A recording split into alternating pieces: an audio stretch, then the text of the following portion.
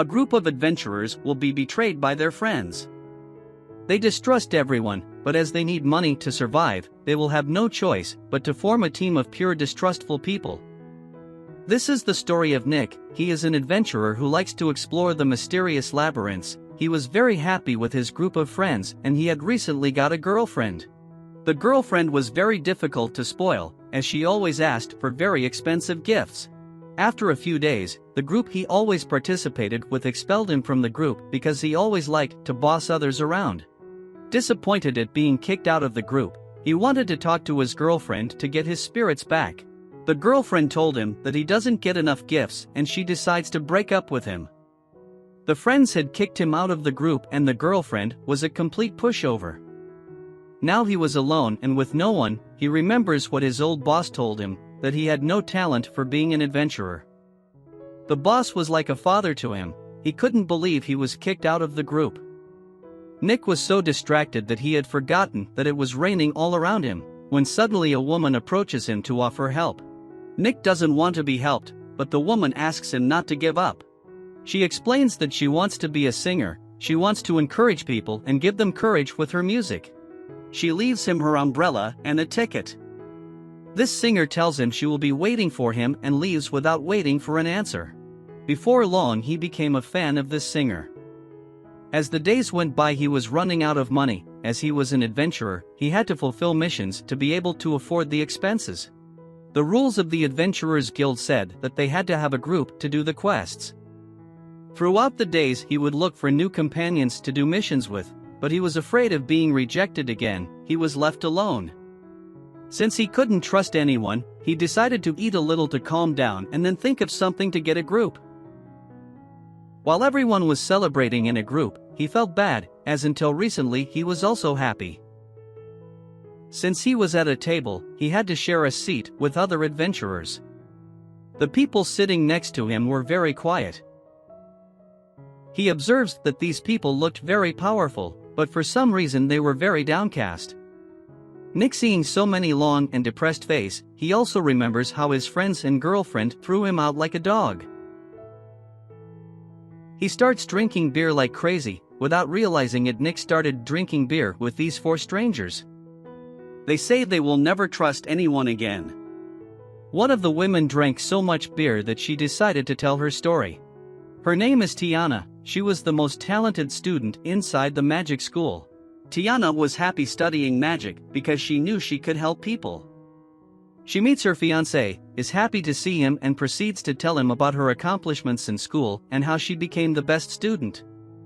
Alex, the fiancé, is tired of hearing about such achievements. Since he couldn't get anything on his own, everyone thought that Tiana seduced teachers to get good grades. Alex is tired of such rumors, and besides, his fiancé was better than him. This man is tired of all this. He decides to cancel the engagement. Days later, this man already had another mistress. Tiana was an aristocrat. The way her fiancé changed him for another woman spread more rumors. She felt betrayed. She did not want bad rumors to reach her family, so she decided to leave home to seek her own fortune. Tiana looked everywhere for work, but no one wanted to hire her.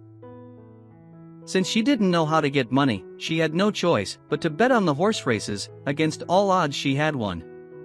In an effort to earn more money, she kept gambling, but in the long run she ended up losing everything. She didn't even have enough money to pay the rent. She simply wanted to have a beer, and so she came to this bar. Nick also tells how he was betrayed by his former comrades and how he was thrown out like a dog by his girlfriend. Now that 2 people at the table had told their tragic pasts, this clergyman also wants to tell his story. In a distant city, Zem worked as a clergyman inside a church. His hobby was to help the needy with medicinal herbs or other things. A little girl always helped him to get medicinal plants, and he, as a good person, gave her money for the help. He helped the whole community on his own and had to work late into the night. As always, the little girl had come to give him more medicinal herbs. She did not want the coin, but wanted Zem to be her boyfriend.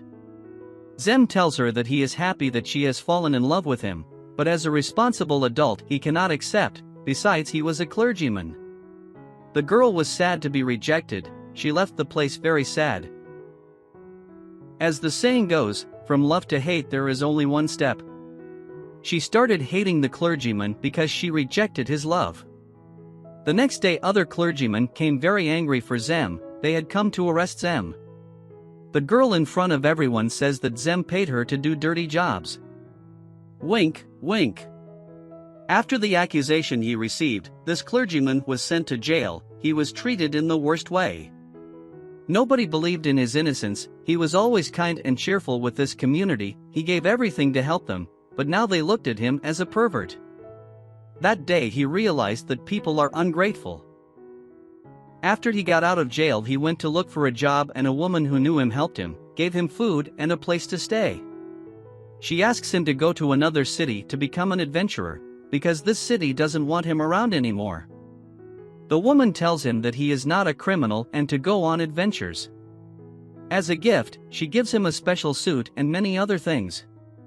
That's how he came to this city in search of adventure, but he was suspicious of other people and could not get a group for the missions. Nick doesn't know whether to believe what he says, since everyone here was drunk. But despite that, he still wanted to hear the red-haired girl's story.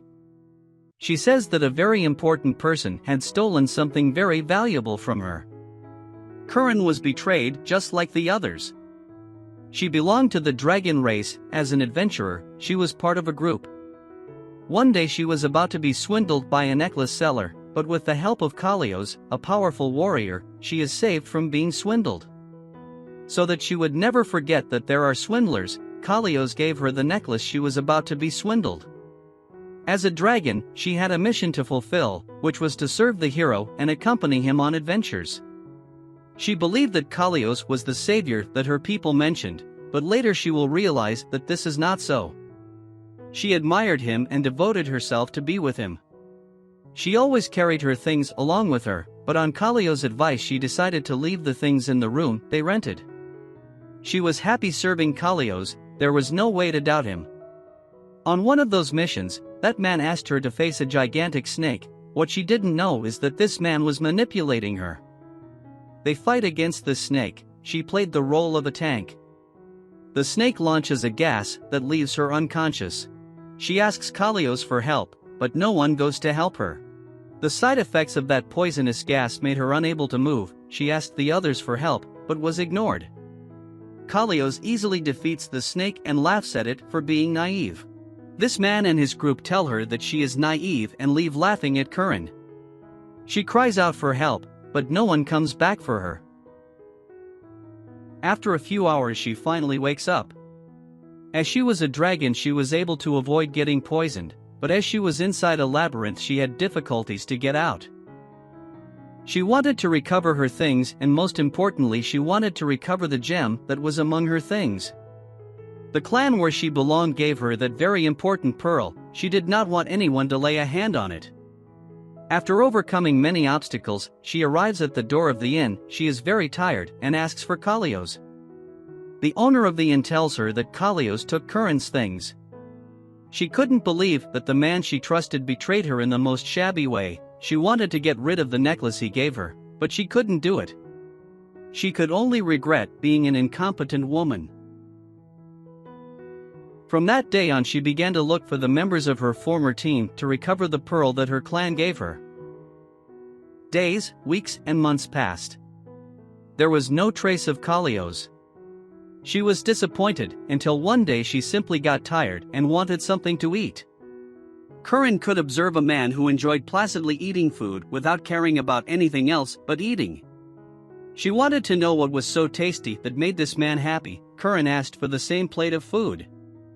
For the first time in a long time he could forget his troubles thanks to this delicious food. Every now and then she would meet this mysterious man and she would follow him around so that she could eat the same thing. This man was called Fifths. That adventurer noticed that this dragon girl followed him everywhere and she ate the same as him. This man could not avoid this woman, so he recommended her some more delicious food dishes that she should try, saying those words that man left. She thanks him for teaching her to enjoy food. Her previous team had betrayed her and left a hole in her heart, but a good meal knew how to cure her. The only bad thing was that eating rich cost money. In the end she had spent what little money she had left on food. Now she was with these guys. That night they drank as much beer as they could, regardless of the consequences. They simply wanted to forget those bad moments where they were betrayed. Nick gave his girlfriend a very expensive necklace, and as soon as she received it, she said they would end their relationship. He wanted to get the necklace back, but the woman's accomplices defended her. He had been swindled. He had woken up from his nap. Some people he did not know were inside the room. Then he tried to remember what happened that night. He remembered. The people he drank beer with were unfortunate and betrayed people like him. Now that they had come to their senses, they decided to leave. As they all left, Nick realized that if he didn't take the initiative to form a group, he would be left alone and penniless. He asks them if this is okay. After they all confessed that they had no money and no ability to form a group, would it be okay for them to split up? They all stand still, not knowing what to do. Nick reminds them of how unlucky they are in life and how the people they loved the most betrayed them. If they walk away as if nothing happened, would that be okay? He asks them if they will continue to walk through life as scorned people. Did they really want that? Now that none of them trust people, he proposes to form a group. They looked at each other and accepted the proposal. That same day they went to register their group at the Adventurers Guild as a new group. The receptionist is surprised to see a group with different characteristics. As this group was new, the guild manager asks them for a name in order to register them. Nick says that they survived in different circumstances, so no matter what situation they are in, they are tough guys who will not die easily. He proposes calling themselves the survivors. The others agree. Now that the group is registered, Nick brings them together to establish some rules within the group, as none of these guys trust each other. For which they create the 3 laws they must abide by within the group. The first one is to stay out of each other's hobbies, the second one is to control the money they use, and the last and most important one is to always come back alive from the missions.